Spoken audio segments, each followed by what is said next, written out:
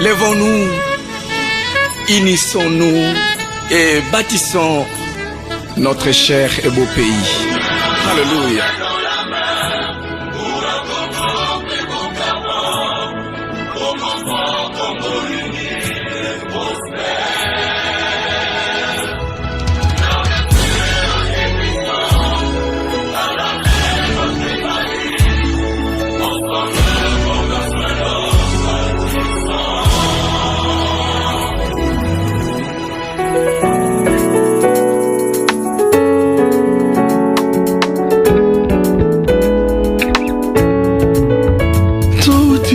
Kabayama tokatisa bambonge bibale tala nzambe ya telemi po asala tokanga ekuke na satan yebisi tozalaki loko makasi mpona bomoko tozalaka nango awa tokomi oboma bondeko bendela kongo nde ezokweya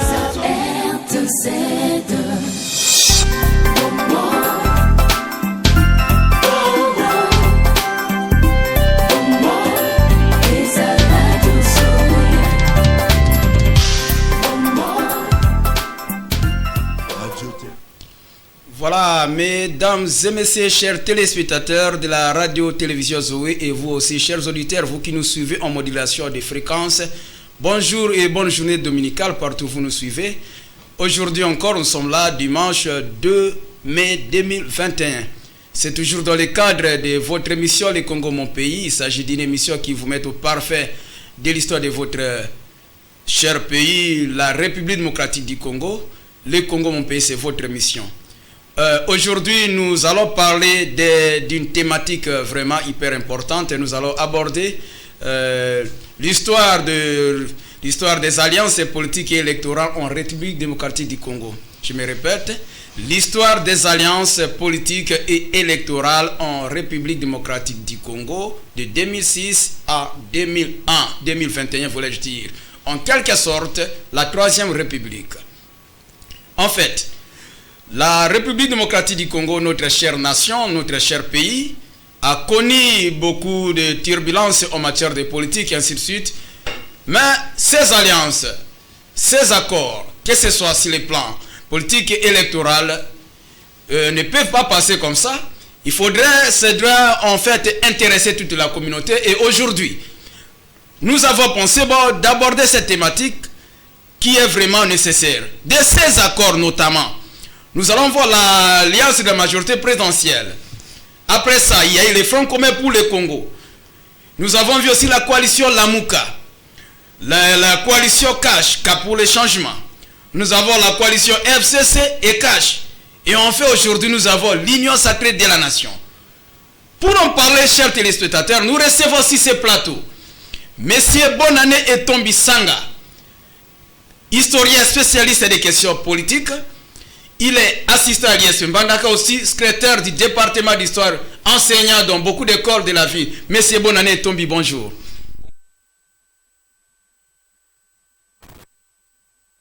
Oh, je me sens tout à l'aise, je me sens bien, je suis chez moi. Vous vous sentez bien, vous êtes chez vous. Merci, monsieur Bonane Etombi, historien spécialiste des questions politiques. Chers téléspectateurs, vous qui nous suivez, surtout en modulation de fréquences, nous sommes là.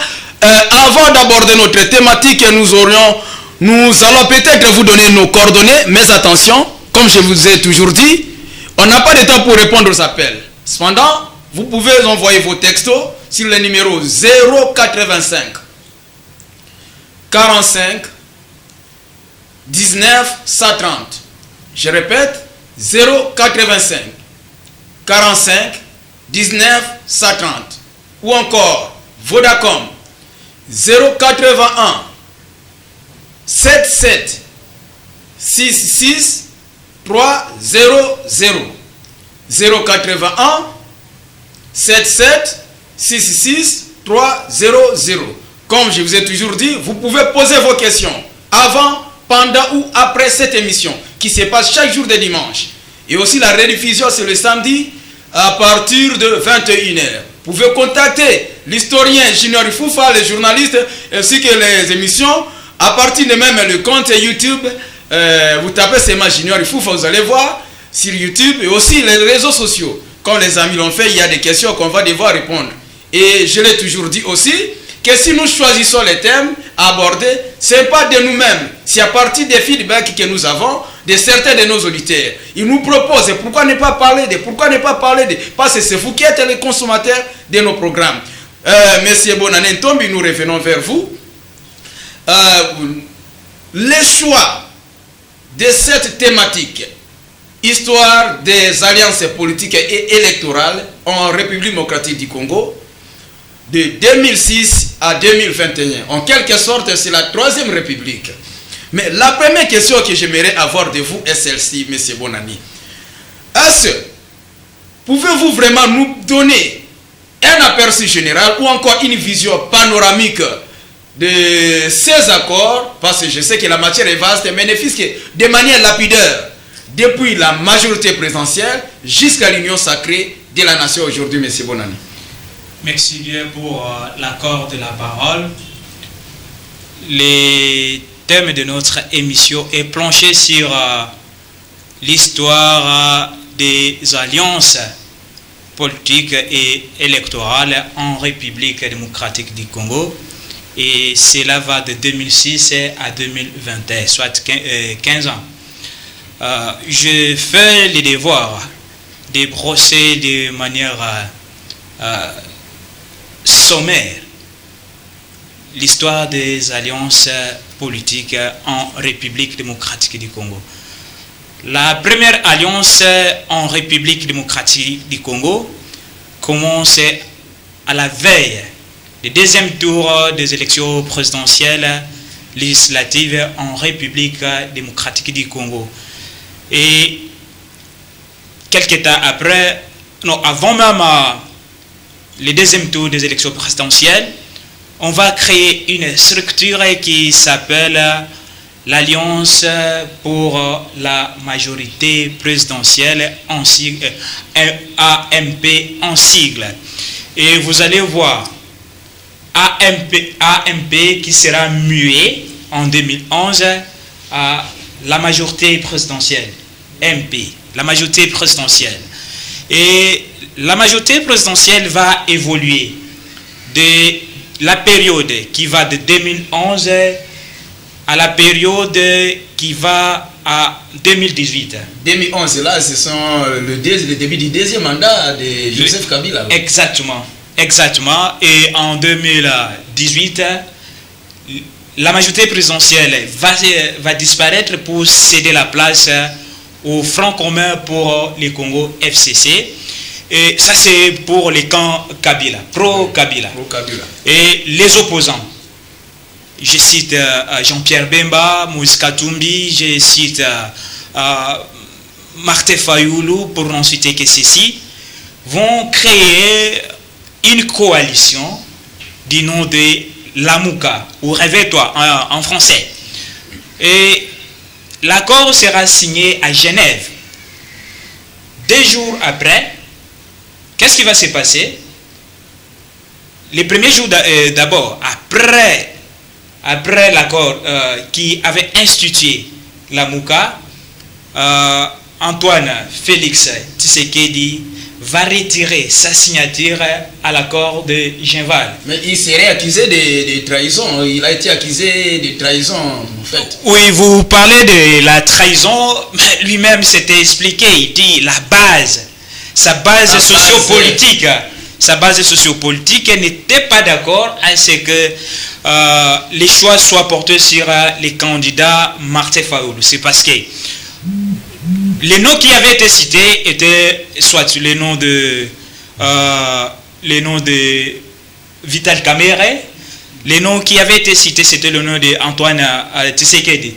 Mais à la grande surprise des Congolais, de tout le monde, Martin Fayoulou qui n'était pas bien connu au niveau congolais, c'est lui qui sera le candidat commun de l'opposition. On va créer une coalition qu'on appelle la Mouka. Et monsieur Félix Antoine Tshisekedi va retirer sa signature à l'accord de Genval qui avait institué la Mouka. Il en sera de même avec M. Vital Kamerhe, lui aussi qui va retirer sa signature. Et l'ironie du sort va faire en sorte que les deux puissent se retrouver quelque part à Nairobi, au Kenya. Au Kenya, comme vous avez dit, pour créer ce qu'on appelle les caps pour les changements. Là, nous avons 5 alliances politiques. Mais qu'est-ce qui va se passer? Il y a la remise et reprise entre les présidents qui étaient en fonction. Le président honoraire, bien sûr, M. Joseph Kabila Kabange, qui va céder le pouvoir à son successeur, Antoine Félix Tshisekedi. Qu'est-ce qui va se passer? Le 24 janvier 2019, il y a eu la remise et reprise. Mais la loi du pays, la tradition constitutionnelle voudrait à ce que les présidents puissent avoir une majorité. Là, nous sommes rentrés encore avec la situation qui avait été passée en 1960 entre Lumumba et Kasavubu. Les présidents qui n'avaient pas une majorité, mais c'est le premier ministre qui avait la majorité. Les présidents élus n'avaient pas une majorité. Et le Front commun pour les Congo avait taillé la part du lion avec une majorité. Qu'est-ce qui va se passer? Une majorité mécanique comme les Congolais. Une majorité. En tout cas, moi, je préfère rester professionnel. Je n'aimerais pas entrer dans la politique de la rue, car la rue ne fait pas la politique. La rue ne fait pas la politique. La rue ne fait pas la politique. Moi, je veux rester dans la science. Qu'est-ce qui va se passer? Les deux formations politiques vont s'entendre pour former une coalition qu'on appelle la coalition FCC Cash. Ça, c'est la 6e alliance. Et quelques temps après, on va avoir un gouvernement qui est le fruit de la coalition FCC Cash, qui sera dirigé par le Premier ministre Sylvestre Ilunga, le professeur. Mais la politique est dynamique. Qu'est-ce qui va se passer? Il y a eu les problèmes, on dit que le Premier ministre ne voudrait pas respecter les instructions données par les chefs de l'État. Le Premier ministre qui obéissait... C'était notoire, c'était connu de tout le monde. Parce que le Premier ministre... des juges de la Cour constitutionnelle, le Premier ministre avait boycotté alors. Il y a eu les problèmes, les différents qui avaient séparé les deux formations. Ils étaient à couteau tiré. Et le président de la République va décider de se séparer avec son allié, ou mieux encore, ses amis du Front commun pour le Congo. Et il va créer, rappelez-vous du discours du 6 novembre, il va créer une structure politique qu'on appelle l'Union sacrée de la République, qui est maintenant à la une.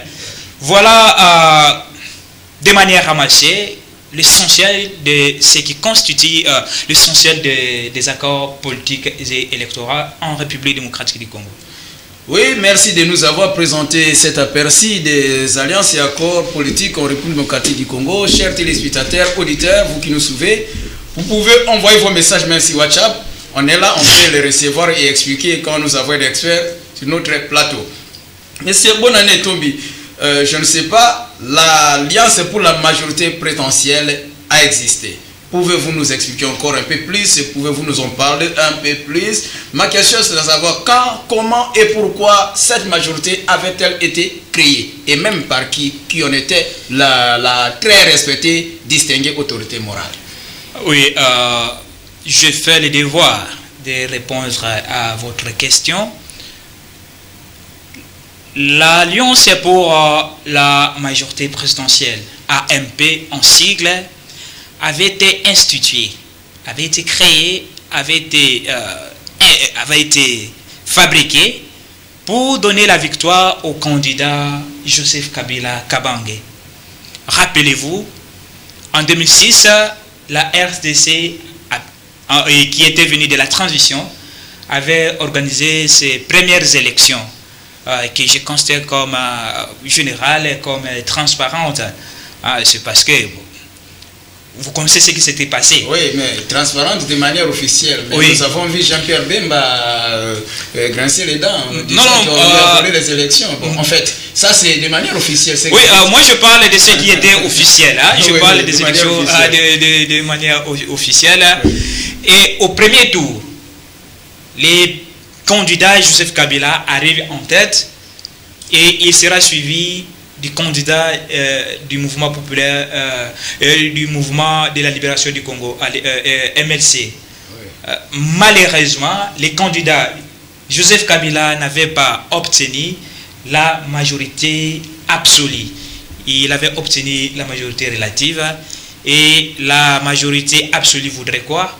La majorité absolue voulait à ce que les candidats Joseph Kabila puisse obtenir la moitié de suffrage exprimé plus une voix de plus, la chose qui n'était pas faite. Et la constitution voudrait à ce que les deux premiers candidats puissent se retrouver au second tour pour les élections de deuxième tour. Maintenant, qu'est-ce qu'il va se passer? Nous avons les candidats Antoine Ginzenga Fundi, paix à son âme, oui, le président national de Palou, parti lumumbiste unifié, qui était proclamé troisième lors des élections, lors des premières élections. Et nous avons Jean-François Nzanga Mobutu Mbangawe, qui était quatrième de ces élections, qui vont soutenir les présidents Joseph Kabila. Donc, de manière brève, de manière laconique, l'Alliance pour la majorité présidentielle avait été constituée, avait été créée pour donner la victoire au candidat Joseph Kabila Kabange lors des élections présidentielles et législatives du 30 juillet 2006. C'était le second tour. C'était le second tour des élections présidentielles qui avait eu lieu le 29 octobre 2006. Plusieurs partis politiques avaient concouru à la victoire du candidat Joseph Kabila Kabange. Nous citons par exemple les partis de l'Alliance nationale pour l'unité. Nous avons PANI, nous avons le Parti du peuple pour la reconstruction et la démocratie, les PPRD, de Joseph Kabila. Nous avons l'Alliance pour les renouveaux congolais, ARC, d'Olivier Kamitatu. Nous avons l'Union des nationalistes et fédéralistes du Congo, INADEF, de Charles Mwando Simba. Nous avons la Convention des Congolais Unis, CCI, de Lambert Mende au Malanga. Aujourd'hui en dissidence, parce qu'il y a une sacrée. Nous avons les mouvements sociaux pour les renouveaux, pour n'en citer que ces partis politiques. Et l'Alliance pour la majorité présidentielle va naître, va voir le jour. Et cette alliance pour la majorité présidentielle avait été dirigée. Celui qui était l'autorité morale, c'est le président Joseph Kabila Kabange. Et nous avons les coordonnateurs nationaux de l'Alliance pour la majorité présidentielle. C'était M. André Philippe Fouta, qui est un des initiateurs de PANI, les partis de l'Alliance nationale pour l'unité, et regardez, l'Alliance pour la majorité présidentielle est créée. Merci bien. Puisque vous avez répondu à la question sur l'autorité morale, Monsieur Bonannée, historien. D'habitude, le Congo c'est notre pays. C'est un pays hors du système universel. En tout cas, quand vous parcourez tous les pays du monde, l'autorité morale n'est pas établie comme une institution. Mais alors, malheureusement, en République démocratique du Congo, quand on parle de l'autorité morale, très souvent même le ministre, autorité morale, les députés, autorité morale. C'est quoi cette histoire d'autorité morale qui a failli, je le dis, qui a failli devenir une institution en République démocratique du Congo? Merci bien pour votre question. La question relative à la déification de l'autorité morale. S'il faut étudier même la personnalité des chefs d'État africains, il se pose un problème au niveau du pouvoir. Une fois qu'on est au niveau de la direction du pays, on se considère comme un petit dieu. Et Kabila n'en était pas le seul. Il y a par exemple le président Mobutu qui tenait morti, qui sait être déifié. Vous savez, Mobutu, Seko, Tiliwa. Donc, il prenait plaisir et il prenait la joie d'être glorifié d'une manière exceptionnelle. Vous savez, la crainte qui est permanente se transforme facilement à une croyance. Oui. Lorsqu'on a beaucoup plus de la crainte sur la personne du chef de l'État qui est considérée comme autorité morale, cette crainte se transforme de manière facile à une croyance. Et les amis dont je venais de citer, qui avaient participé, qui avaient concouru, qui avaient participé activement à la création de l'Alliance pour la majorité présidentielle, avaient hérité aussi cette peur qui s'est transformée facilement à une croyance. C'est une croyance et on dit, bon, les chefs de l'État, les patrons, les présidents nationaux, les coordonnateurs de la majorité présidentielle doit être glorifié, doit être craint, doit être respecté de manière absolue. C'est comme ça, vous voyez aujourd'hui, en tout cas, les Congolais veulent bien se faire appeler, être appelés autorité morale, autorité morale, autorité morale. Pourquoi? C'est parce qu'il y a une crainte extrême, une crainte absolue, qui s'est transformée facilement à une croyance et on croit être une croyance. En réalité, ce n'est pas le cas. En tout cas, en réalité, ce n'est pas le cas, mais c'est bon, nous courons derrière le temps. Chers téléspectateurs, auditeurs, n'oubliez pas d'envoyer vos textos sur 085 45 19 130. 85 45 19 130. 081 77 66 300. Monsieur Bonannée, Kabila prend le pouvoir très jeune, après le décès entre guillemets de son père. Je dis bien entre guillemets.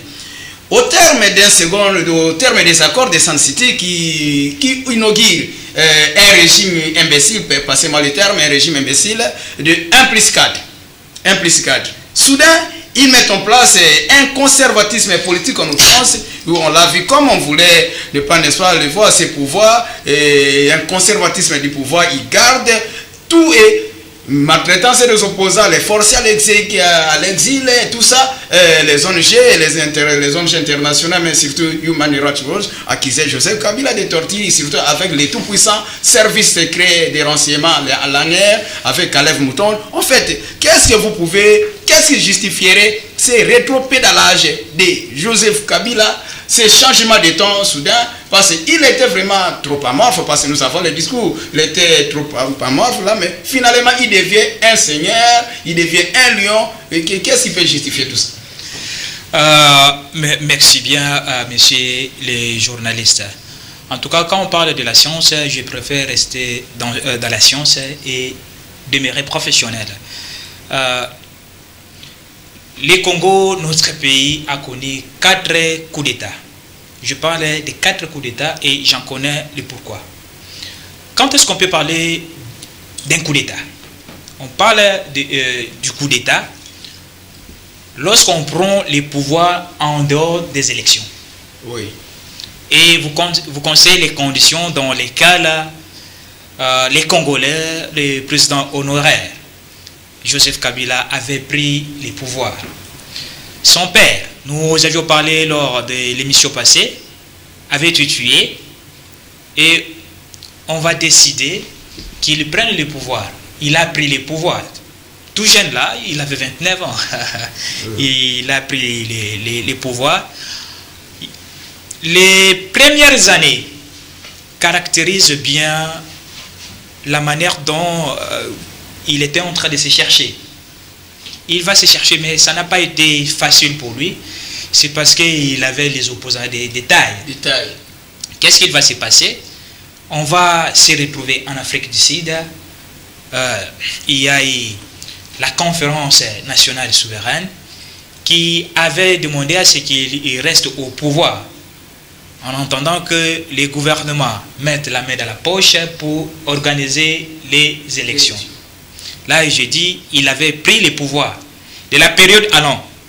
Ce qui signifie que c'était un coup d'État. De 2000, de 2000, 4 coups d'État. Oui, comme il n'y avait pas d'élection, ça. De 2001, s'il vous plaît, de 2001 à 2006.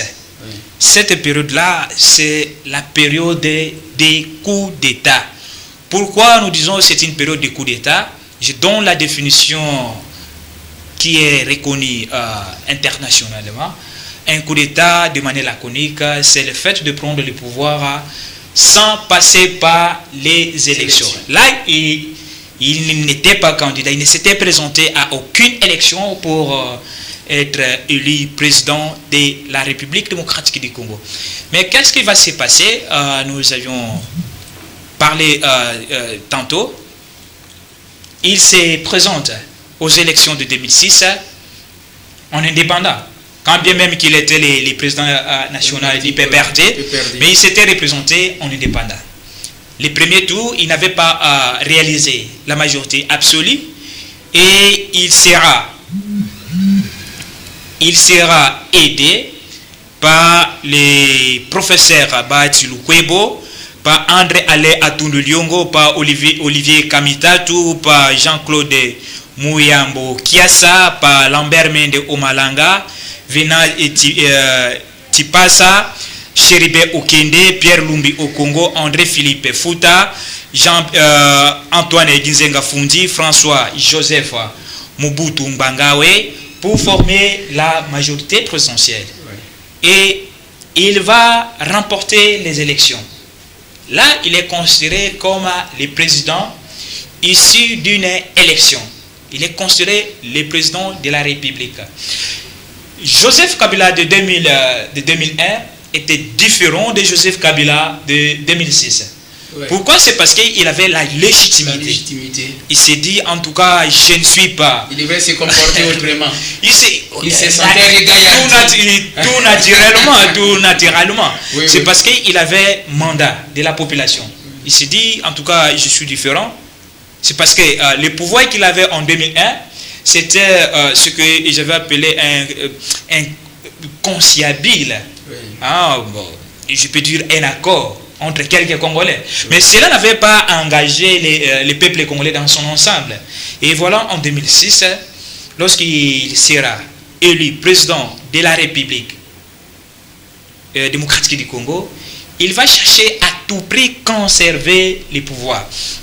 Et je vous donne même le sens d'un parti politique, c'est aller à la conquête du pouvoir. Et une fois que vous avez le pouvoir, il va falloir conserver le pouvoir. Le plus longtemps possible. Le plus longtemps possible. Je vous donne l'exemple de l'Afrique du Sud, avec l'ANC.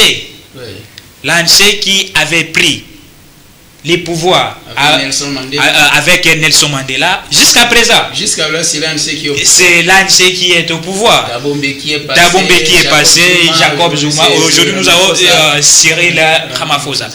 Pourquoi? C'est parce qu'ils ont respecté ces principes-là. Il faut conserver les pouvoirs le plus longtemps possible. Et malheureusement, il avait été mal ou bien conseillé. Là, je préfère tenir ma langue par les conseillers. Vous avez vu, il y a eu les services secrets de la présidence. L'ANR qui est l'agence nationale de renseignement de la République démocratique du Congo ne travaille pas pour les comptes de la République démocratique du Congo, mais pour les comptes de l'autorité morale. où on a vu Calef Monton, aujourd'hui en exil, on sait entre guillemets, bon en fait, on continue. Chers téléspectateurs, on continue avec notre thème, histoire des alliances politiques et électorales en République démocratique du Congo, de 2006 à 2021, mais un accent particulier sur l'alliance pour la majorité présidentielle, parce qu'on n'est pas pressé, la radio-télévision Zoé ne disparaîtra pas aujourd'hui. Mais c'est bonne année. D'aucuns accusaient l'alliance pour la majorité présidentielle d'être une machine satanique, je pèse bien mes mots, machine satanique qui avait pour but d'amener le Congo dans les gouffres avec la mort d'opposants, les tombes communes, les arrestations, le maquillage des fonds publics. Comment vous réagissez? Merci pour la question. Les faits est sacré, les commentaires sont libres. Oui. Je vous avais dit tantôt, ce sont les racontars, ce sont les discours de la rue. Mais moi je suis venu ici parler de faits qui revêtent un caractère sacré. Nous avions vu, on a créé l'Alliance pour la majorité présidentielle. Et je vous donne un des résultats positifs de l'Alliance pour la majorité présidentielle. C'est qu'il y a eu la formation du premier gouvernement dirigé par le premier ministre Antoine Gizenga Fundi. Ça, c'est le fruit de l'Alliance pour la majorité présidentielle. Mais s'il faut parler par exemple de l'existence des fausses communes, donc je préfère tenir ma langue, je préfère avoir des précisions. Ici, je parle de ces questions et je préfère rester professionnel. En tout cas, la caractéristique qui caractérise les caractères de votre invité, c'est l'aspect scientifique. Donc, je n'aimerais pas entrer dans les racontars de la rue. Moi, je vais rester dans ce qui était palpable, vérifiable par tout le monde. J'ai parlé tantôt du premier gouvernement dirigé par le premier ministre Antoine Gizenga Fundi, le président national du Palou, et sans pour autant oublier l'essentiel, j'aimerais citer de manière rapide les noms des membres de l'équipe gouvernementale. Nous avons le premier ministre, le chef du gouvernement Antoine Gizenga Fundi, c'est lui le boss, le patron du premier gouvernement. Oui. Et le gouvernement avait été appelé gouvernement Gizenga 1. Nous avons nous avons les ministres, peuvent être considérés comme ministres de ce gouvernement. Nous avons Jean-Joseph Nzanga Mobutu, qui était le ministre d'État chargé de l'agriculture. Son parti, c'est l'IDEMO, l'Union des démocrates mobutistes.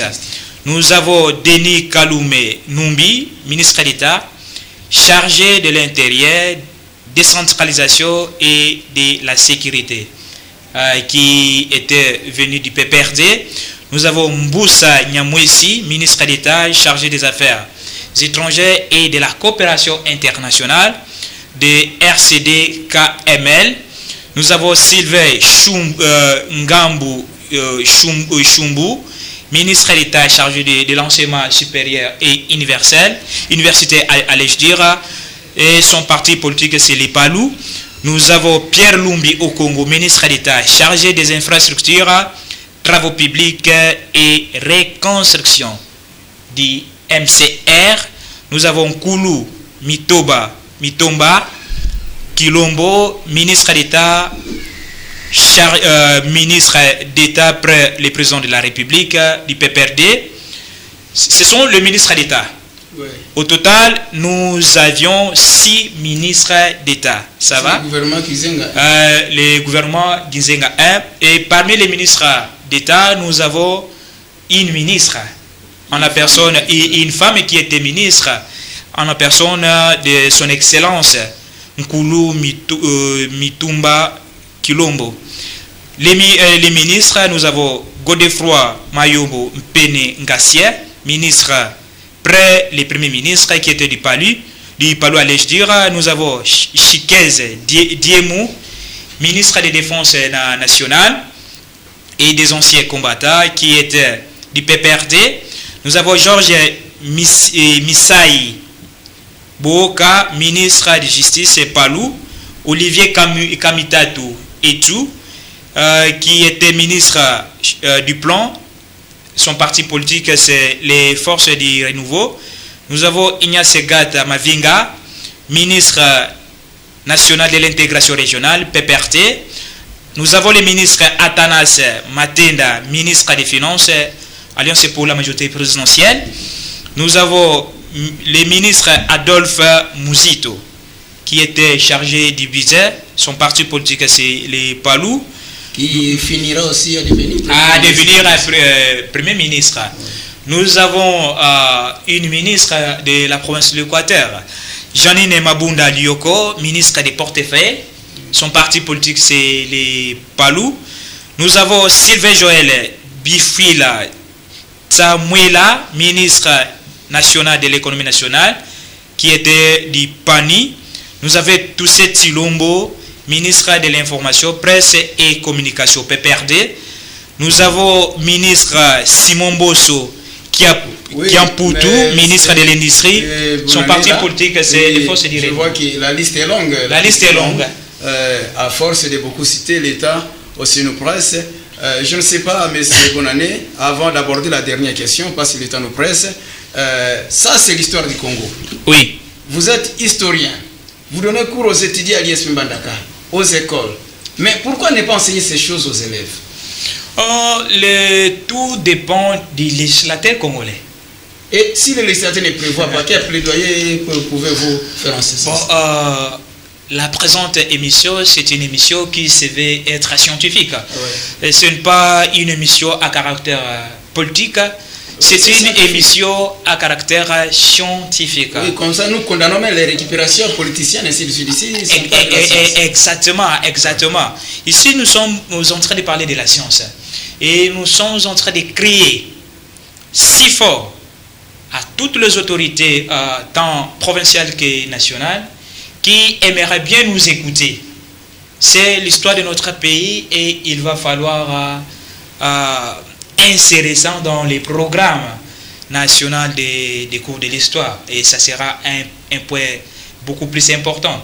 En tout cas, on n'a pas vraiment beaucoup plus d'importance d'étudier les Carolingiens, les Charlemagne, alors que nous avons notre histoire qui n'est pas consommée et nous avons tout intérêt d'enseigner cette histoire aux enfants congolais pour qu'ils soient au parfait des informations. Merci beaucoup. Monsieur l'historien, la dernière question ici. Kabila n'a pas été qu'une bête noire. Pouvez-vous nous donner quelques points positifs que vous gardez de l'Alliance pour la majorité présidentielle et de son autorité morale Kabila? Quelques points positifs, les bons souvenirs que vous gardez de lui dans notre pays. Oui, dans toute chose, il y a les négatifs et les positifs. Ce que je retiens de l'Alliance pour la majorité présidentielle, c'est que dans les camps PPRD, je prends PPRD comme un particulier dans cette marmaille des partis politiques. Les PPRD, en tout cas, je n'aimerais pas faire une propagande. À mon humble avis, c'est une hypothèse émise par moi. Les PPRD, c'est une partie qui a prôné la parité. Posez-moi la question pourquoi.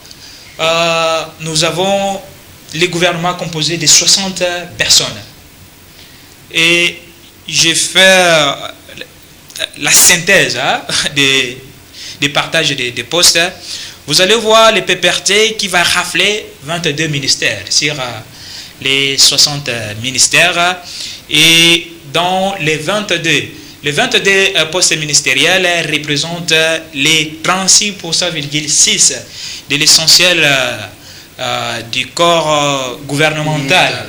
Mais dans les 22 ministres, les PPRD avaient promis 5 femmes au rang de ministres nationales de la République démocratique du Congo. Chose qui n'était pas faite dans d'autres formations politiques. Donc, au moins, sur ce plan, je parle d'un parti politique, les PPRD, dans ces gouvernements ici. Et la deuxième chose que j'ai retenue, c'est qu'il y a eu la stabilité des institutions de la République. Vous savez, lorsque la majorité présidentielle, l'Alliance pour la majorité présidentielle avait dirigé les pays, il n'y avait pas vraiment les problèmes de destitution des gouverneurs des provinces, comme nous avions assisté de la période allant de 2018 de 2021. Aujourd'hui, les gouverneurs est destitué. Le lendemain, l'autre gouverneur est destitué. Comment les pays peut se développer avec les mouvements de destitution? Mais c'était peut-être à cause des rétrocommissions, parce que dans ce temps-là, je me rappelle, c'était le ministre de l'Intérieur de tout-puissant, Richard Mouyej Manguès Mans, qui était là aussi de suite, et peut-être corrompait-il le gouvernement central. Vous savez... Je dis peut-être. Bon, vous parlez de peut-être, bon, vous êtes dubitatif, vous êtes douté. Oui. Moi aussi, je préfère rester dans cette vision-là de voir les choses. Oui. Mais les points négatifs de l'Alliance pour la majorité présidentielle, je vais démontrer ça ici. Nous avons 20 partis politiques qui initialement avaient formé la majorité présidentielle. Mais 4 partis politiques n'avaient pas de représentants au niveau du gouvernement. Je cite les partis politiques AFDC, du professeur Modeste Badji Lukwebo. Je cite les partis d'André Alé Atundu, AID. Je cite CEDER et FCIR de Chirbe Okende, qui avaient concouru et aussi à la victoire du candidat Joseph Kabila aux élections, au deuxième tour des élections. Les PPRD, à lui seul, a raflé 22 postes ministériels qui représentent 36,6%. En tout cas, les gourmandismes politiques. Nous avons le PALU qui avait raflé 7 postes ministériels, soit 11%. Nous avons MCR 6, PDC de José Ndundu Bononye, qui avait 3 postes ministériels, IDEMO de Nzanga Mobutu 3, Force du Renouveau 3, INADEF 2, RCDK-ML, 2 postes ministériels, PANADI 1, soit 1,6%, CCI de Lambert Mende, un poste, ACDC, un poste, DCFC, un poste, PRM Maïmaï, un poste, AMP, un poste, PANI, un poste, et pour la plupart des cas, tous les partis politiques qui avaient raflé, mais encore c'est ça, qui avaient obtenu un poste, c'était les présidents nationaux de ces partis qui étaient promis, au rang des ministres. Les cas de la mère Mende. Le ministre c'est comme si, au sein de ces partis politiques, il n'y avait pas des gens qui pouvaient bien être promis au grade des ministres nationaux. Ça, c'est le négatif de la majorité, du partage des pouvoirs au sein de l'Alliance pour la majorité présidentielle. Et sur les 60 membres de l'équipe gouvernementale, vous allez remarquer que les femmes n'étaient pas vraiment représentées. J'avais parlé de la représentation au niveau des PPRD, là il n'y a pas un problème. J'avais dit 5 femmes, mais maintenant je parle de manière générale. De manière générale, sur les 60, seules 9 femmes avaient été promises au grade de des ministres nationaux. Elles étaient ministres, soit vice-ministres, 9. Et les 9 femmes qui avaient été promues au grade de ministres nationaux représentent les 15% de l'essentiel de l'équipe gouvernementale. Je pense à mon humble avis, les combats de la parité hommes-femmes reste et restera encore à gagner par les femmes congolaises. Voilà de manière ramassée ce que je peux parler des négatifs ou des négatifs et des positifs de l'Alliance pour la majorité présidentielle. Oh, nous sommes là. Nous arrivons déjà à la fin de notre émission, Monsieur Bonannée. Je ne sais pas si vous avez un mot de la fin. Le mot ne peut pas manquer. Je pense que c'est une bonne initiative. Le Congo, c'est notre pays et nous avons tout intérêt de nous intéresser à l'histoire politique de notre pays. Les Français sont beaucoup plus jaloux de l'histoire de la politique, de l'histoire politique française. Donc c'est une histoire qui doit être expliquée, réexpliquée par les historiens congolais. Et l'histoire de la République démocratique du Congo doit être écrite par les Congolais et non par les étrangers. Comme on en a vu, parce que surtout dans le manuel scolaire, il n'y avait que les livres pleins de préjugés. Il y a beaucoup de préjugés, Donc, il nous revient, nous, comme historiens congolais, de faire un travail là-dessus, de songer déjà à écrire sur l'histoire de notre pays, et ça sera très positif. Et je pense que nous avions parlé de 7. Il y a plusieurs alliances politiques en République démocratique du Congo, mais nous avions trouvé essentiel. Les alliances les plus importantes sont au nombre de 16. Nous avons l'Alliance pour la majorité présidentielle qui s'était muée à la majorité présidentielle. Nous avons le Front commun pour le Congo. Nous avons la coalition Lamuka. Nous avons le CAP pour le Congo. Nous avons la coalition FCC Cash.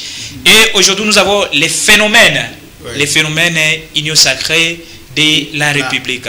Je pense que la matière est vaste, la matière est abondante. On ne saura pas terminer ça dans une émission.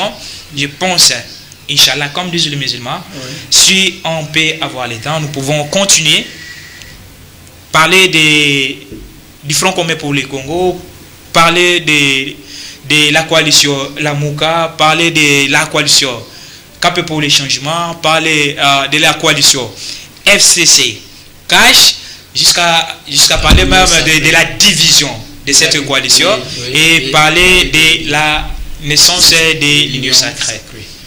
Oui, mesdames et messieurs, vous avez envoyé vos textos de questions. Nous avons épargné notre invité aujourd'hui parce que le temps vraiment courait en notre défaveur. Et je pense qu'il va partir avec ces questions pour répondre à l'émission qui va venir. Il saura répondre à ces questions. Chers téléspectateurs, auditeurs, vous qui nous avez suivis avec une attention soutenue, c'est par ici que nous mettons fin à cette émission Le Congo, mon pays de séjour, qui apporte aussi l'histoire des alliances politiques et électorales en République démocratique du Congo. Devant le microphone, c'était votre habitué serviteur Junior Ifoufa, que vous appelez si affectueusement Moto Yabato. Nous avons reçu un invité de taille, M. Bonannée Ntombi, qui, je vous le rappelle, est historien spécialiste des questions politiques. Il est assistant à l'IS Mbandaka, également secrétaire au département d'histoire. M. Bonannée Ntombi, merci pour avoir été de nôtres. Merci bien, c'est à moi de vous remercier pour la disponibilité et les bonnes conditions, les conditions dans lesquelles nous sommes en train de travailler. En tout cas, une fois de plus, je vous dis merci. Dans cette émission, du côté de la prise de vie, c'était l'ingénieur des données Mokamani, la mise en onde et la régie TV, c'est le tout capable Michel Matela, alors que la régie radio était plutôt occupée par Rifin Bolwalo. Entre vous et nous, le rendez-vous est porté pour le dimanche prochain, Inch'Allah.